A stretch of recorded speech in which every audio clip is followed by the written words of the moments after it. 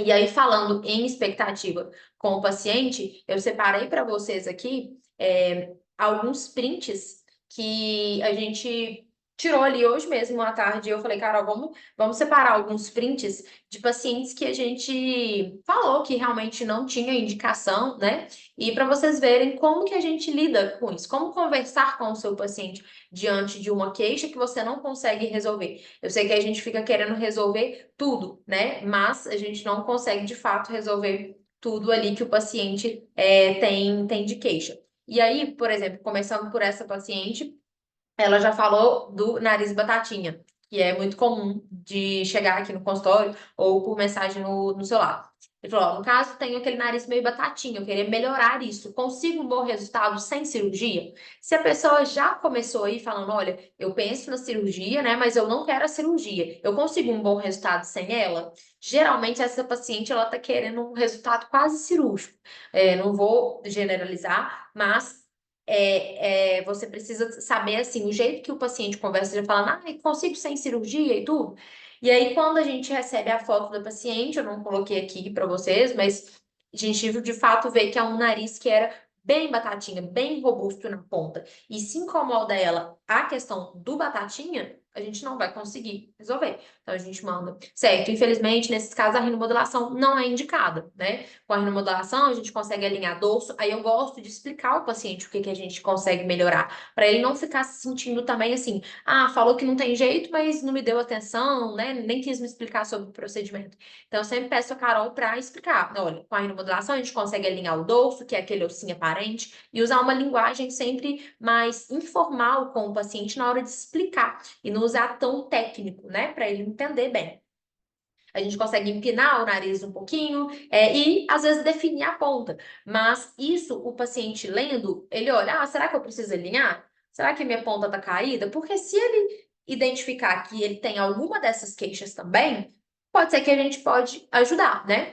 E aí ela explica de novo que afinar o nariz batatinha não tem jeito e tudo mais. E aí sempre a Carol, inclusive, manda um vídeo que eu explico, né? Eu tenho esse vídeo pronto, eu tenho um vídeo no Instagram, e aí ela sempre encaminha alguns resultados. E aí, olha mesmo, a própria paciente depois falou: acho que realmente não serviria no meu caso, né? Meu nariz é bem batatinha mesmo. E ela viu que é diferente dos casos que eu posto, né?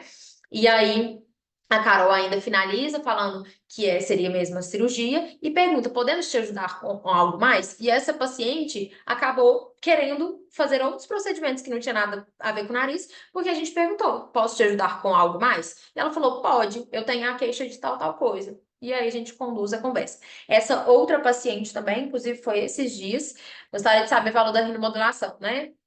E aí eu quis colocar esse porque tem um ponto bem legal. Essa paciente de agora, ela fez fios há 4 anos atrás.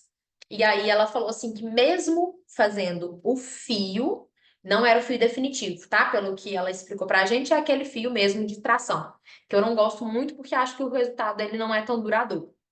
E aí ela gostou do resultado de imediato, mas depois ela perdeu aquele resultado e o nariz coxinha ainda incomoda. Gente, se o fio não resolveu, certamente a rinomodulação com ácido hialurônico também não vai resolver. Então, a gente já entrou ali com a mesma conversa com ela e ainda depois eu expliquei para ela em áudio, que eu não consegui colocar aqui para vocês, expliquei sobre a questão do fio. O paciente que já fez ou rinoplastia ou fio de tração ou os definitivos, ele possivelmente vai ter mais fibrose ali no nariz, tá? Não é 100% dos casos, mas de fato causa ali uma resistência. Então, até para passar cânula ou ponta, por exemplo, geralmente as pessoas entram com a cânula com fio de tração pela ponta, né? Para ir até ali em cima. Não sei se vocês já viram. É, Entrando por aqui, eu sei que esse caminho inteiro, onde o fio ficou por mais tempo, vai ter fibrose, vai ter mais resistência. Então, isso atrapalha o meu trabalho depois com o ácido hialurônico. Então, é muito importante eu falar com o paciente que eu preciso que ele venha para sentir, para pegar, né? Para ver a espessura, para ver se tem espaço e o que eu posso melhorar para ela. Mas, de fato, o coxinha a gente já tira de ideia que a gente consegue melhorar, tá bom? E aí a gente tem assim, isso aí diariamente, tá, gente? Não é um ou outro. Todos os dias eu recebo mensagem de pessoa querendo fazer nariz.